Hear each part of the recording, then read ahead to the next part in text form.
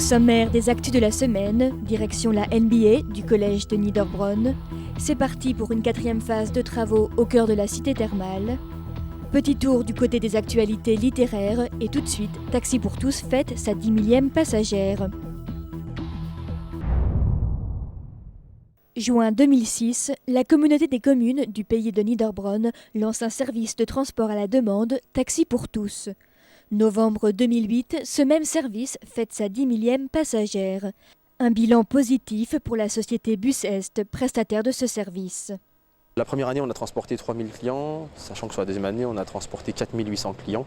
60% de transport de clients sur la deuxième année.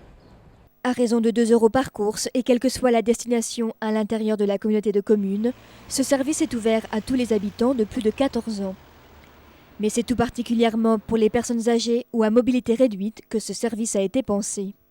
Les avantages, c'est que pour la collectivité, on n'est pas obligé de mettre en place une ligne bus qui occasionnerait de plus grands frais et un coût drôlement plus important que celui occasionné aujourd'hui par le transport à la demande. Le transport à la demande, on paye les courses effectuées, point. Plus rentable donc qu'un réseau de bus, le coût de ce service, financé à 30% par le Conseil général, reste important, mais cet investissement est nécessaire aux yeux de Fernand Feg, président de la Comcom. C'est un service qu'il fallait mettre en place sur ce territoire et nous en sommes très fiers. Avant la mise en place de ce service, Gabi et son mari, résidant à Dambach, étaient obligés de solliciter leurs voisins pour se déplacer. Aujourd'hui, ils sont autonomes. Quelle satisfaction tirez-vous de ce service ? Beaucoup, parce que avant on ne sortait presque jamais, mais maintenant on sort toutes les semaines 2 ou 3 fois, des fois. Alors c'est déjà ça, quoi. Aujourd'hui, ça permet à bon nombre de citoyens de garder une sociabilité et de pouvoir accéder aux hypercentres que sont Niederbronn ou Reichshofen. C'est la destination la plus prisée pour les personnes qui sont sans ressources ou sans véhicule. Et de surcroît aujourd'hui, quand on connaît le prix du gasoil et la conjoncture actuelle. Vous trouverez toutes les informations pratiques concernant ce service dans ce petit fascicule ou auprès de la communauté de communes. Il y a quelques semaines, la ville de Niederbronn-les-Bains a honoré ses sportifs méritants qui se sont distingués la saison dernière. Et parmi les 9 associations présentes ce soir-là au Relais culturel, le basket club des Vosges du Nord, le BCVN, qui en partenariat avec l'association sportive du collège Charles Munch, ont lancé depuis cette rentrée l'accompagnement éducatif par le sport. Bienvenue à la NBA, comprenez la Niederbronn Basket Academy.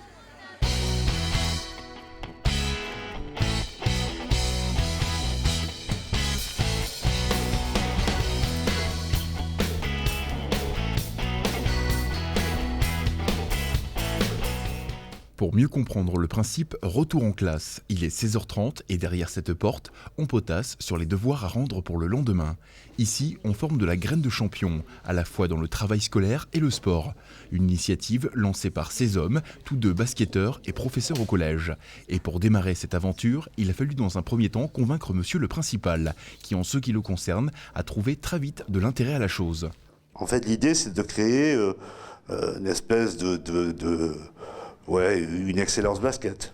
D'où l'idée de NBA, etc., etc. Aujourd'hui, et après signature d'une convention, ce groupe compte une vingtaine d'élèves et après 3 mois de fonctionnement, le bilan s'avère être plutôt positif. Chacun y trouve son compte. Alors les parents sont ravis parce que les enfants, quand ils arrivent à la maison, ils sont douchés, il n'y a plus qu'à les mettre en pyjama et les faire manger. Enfin, vous voyez ce que je veux dire ? C'est du tout cuit, quoi, du package. Voilà. C'est le packaging éducation nationale, club de basket. Voilà. Du côté du collège, d'autres projets d'activités extrascolaires sont actuellement à l'étude et devraient voir le jour prochainement. Mais pour convaincre ces jeunes néophytes, pour certains à la pratique de cette activité 2 fois par semaine, tout là, c'est trouver la difficulté des entraîneurs.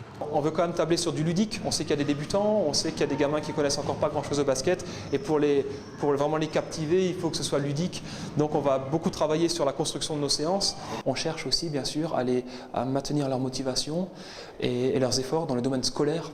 Et pour l'élève, retrouver son professeur dans un milieu autre que celui de l'établissement, ce n'est pas toujours évident. Je dirais qu'ils ne sont pas trop déboussolés quand même. Ils savent que c'est un sport, plutôt une passion qu'on partage avec eux. Donc ils ne sont pas très surpris de nous voir à la fois à la salle de classe et à la salle de basket. très loin des superstars de la ligue professionnelle nord-américaine, les champions de la NBA du collège Charles Munch ont encore tout à prouver pour cette saison en venant ainsi grossir les rangs du BCVN.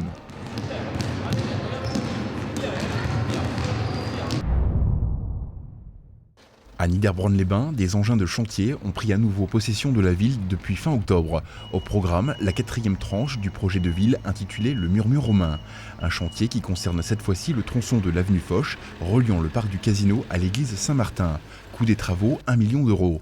Avec de tels investissements, il est prévu la modification du plan de circulation, la facilité de l'accès aux personnes à mobilité réduite au niveau de l'église, la création de trottoirs plus larges et la plantation d'arbres et la mise en place de mobilier urbain. Enfin, la modification de places de stationnement dans l'avenue Foch et place Jean Marchis, un réaménagement où l'usager de la voiture devrait s'y retrouver. Globalement, on devrait perdre quelques places, mais pas beaucoup plus, parce qu'on optimise également autour de l'église catholique. Voilà, donc l'un dans l'autre, je pense que le stationnement ne sera pas défavorisé. Et du côté de la commune, des objectifs ont déjà été fixés avant la trêve hivernale. L'objectif, ce sera encore de poser les enrobés sur la route et de finir un trottoir d'un côté en pavé, ce qui est en cours déjà actuellement.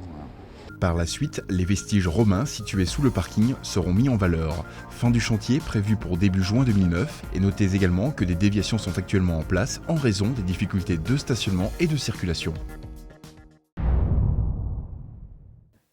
Dans son 4e roman, Étrangers et voyageurs, la romancière Elisabeth Jägerwolf raconte la suite des aventures de la famille Becker, partie d'Alsace pour tenter leur chance en Amérique. On retrouve les mêmes personnages une vingtaine d'années plus tard, en partie en Alsace, en partie aux États-Unis.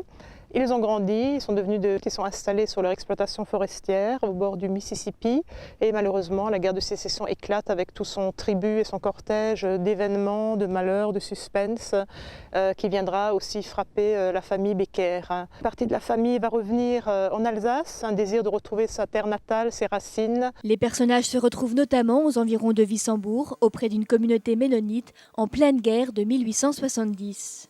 Oh là, il y a quelqu'un? Montrez-vous! Milo, vif comme l'éclair, avait déjà plaqué Marie au sol, une main sur sa bouche. Elle tourna vers lui des yeux interrogateurs et il chuchota à son oreille. « Ne bouge pas, pas un bruit, nous avons une chance. » Les secondes, les minutes s'écoulèrent. Ils entendirent des chevaux piaffer et avancer parmi les feuilles mortes.